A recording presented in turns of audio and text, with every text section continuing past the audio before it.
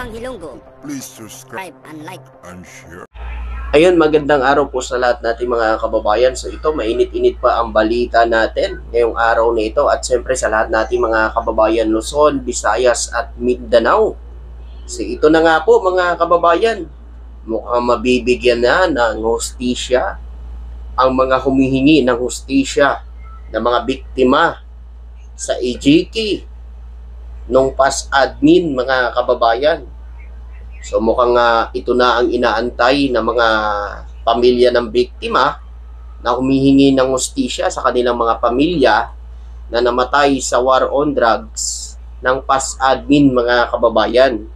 Lalo-lalo na po yung mga bata na nadamay nung panahon ng war on drugs mga kababayan. So ito na siguro yung inaantay nila ng hustisya. Ang hinihingi nilang hustisya sa kanilang mga pamilya. Lalabas naman dito kung wala talagang kasalanan si dating Pangulong Roa Duterte, kung wala talaga siyang nilabag na karapatan pang tao dun sa war on drugs niya. So ito iimbestigahan naman Lalabas naman ang totoo rito So mga kababayan, kanina lang alas 10 ng umaga ay inaristo po paglapag pa lang ni dating Pangulong Duterte galing ng Hong Kong. Paglapag niya alas 10 ng umaga dito po sa NAIA Terminal 3 ay sinalubong na po agad siya ng CIDG o mga kapulisan. Kabilang nga dito mga kababayan ay si General Torre mismo ang nagbasa ng arrest warrant kay Duterte. So ito, pakinggan natin ang pagbasa ni General Torre kay Duterte ng arrest warrant. By virtue of the warrant of arrest issued by the ICC for crimes against humanity, sir, you have the right to remain silent. You have the right for counsel of your choice. So, galing po yan sa ICC. Ang warrant of arrest galing sa ICC po mga kababayan. So, actually wala tayo sa ICC, pero pinadaan po ng ICC sa Interpol. Dahil nasa Interpol po tayo mga kababayan, at Interpol po ang naglabas ng arrest warrant. Ayan. At siyempre po sa mga kababayan natin na umiiyak ngayon na mga nasa kabila, naku, huwag na kayong umiyak. Kasi di ba nga, nung sa Congress hearing, matagal na po inaantayan ni dating Pangulong Duterte. Baka nga sabi niya, mamatay pa daw siya umano, wala pa rin itong arrest warrant o investigasyon ng ICC dito sa bansa. So ayan na. Huwag na kayo magkabalaka. Huwag na kayo mag-alala. Dahil ayan na ang inaantay ni dating Pangulong Duterte, ang ICC. So ayan na, mga kababayan. Di ba nga ang tapang niya pa dun sa Congress hearing nga, di ba? Na ang tagal niya nang inaantay yung ICC. So, ito na yun, inaantay ng amo nyo. Kaya huwag kayong mag-alala.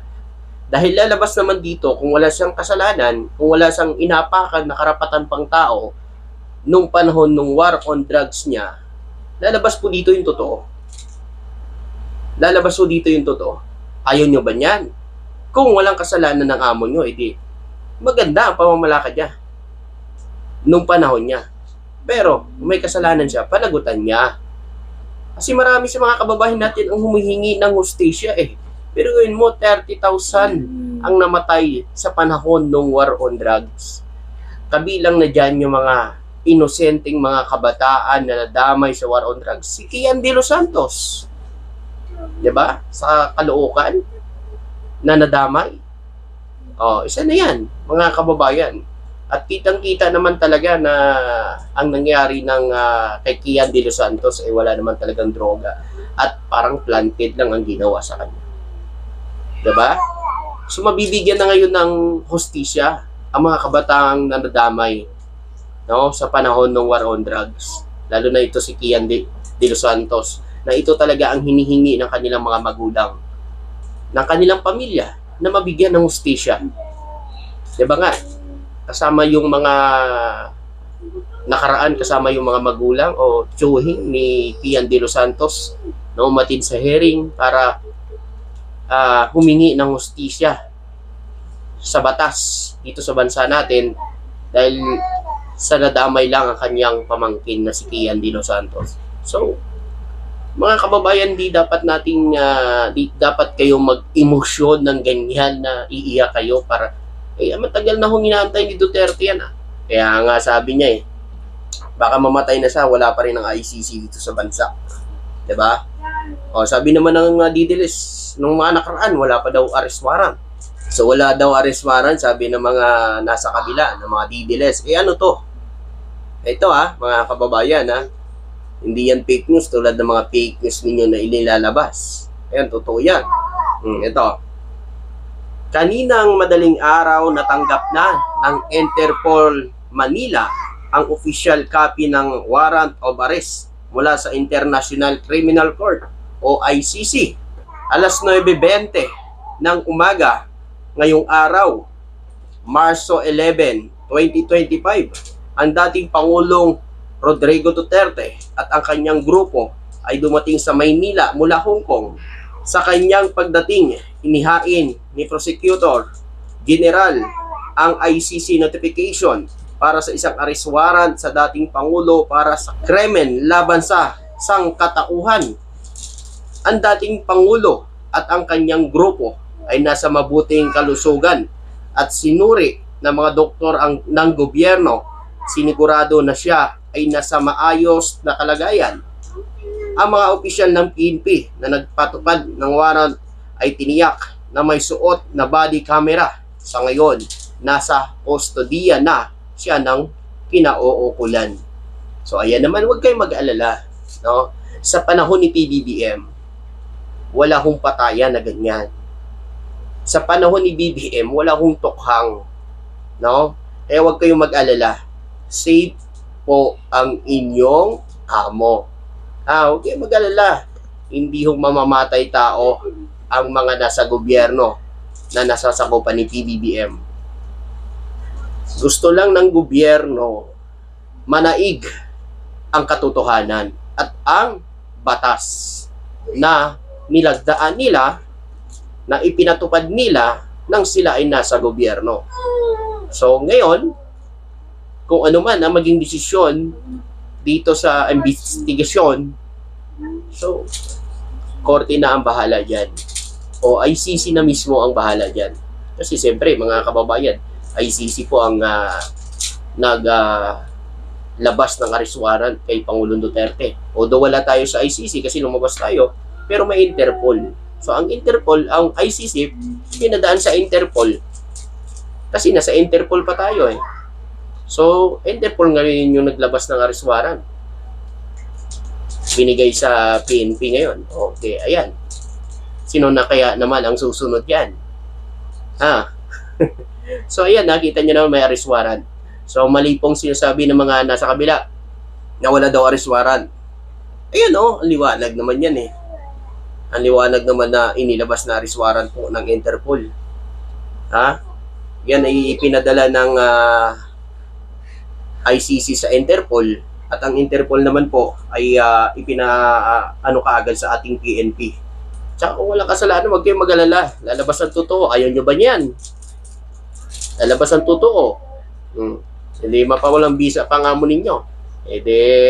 Babango pa yung amo nyo ngayon. Diba? Yan lang yan. Kung walang kasalanan, lalabas ang totoo. Kung may kasalanan, hindi lalabas din talaga ang totoo. Ganon lang yan. Ngayon, mga kababayan, alam naman natin, di ba? Congress, napapanood natin na inaantay niya yung ICC na yan. Di ba? Tagal niya inaantay yan. Ngayon nandyan good luck sa dating Pangulong Duterte.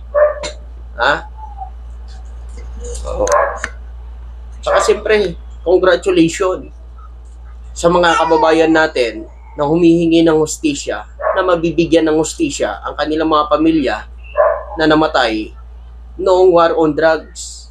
Mga kababayan, congratulations po sa inyo. Nawa ay magtuloy-tuloy, makamit nyo ang hustisya sa inyong pamilya.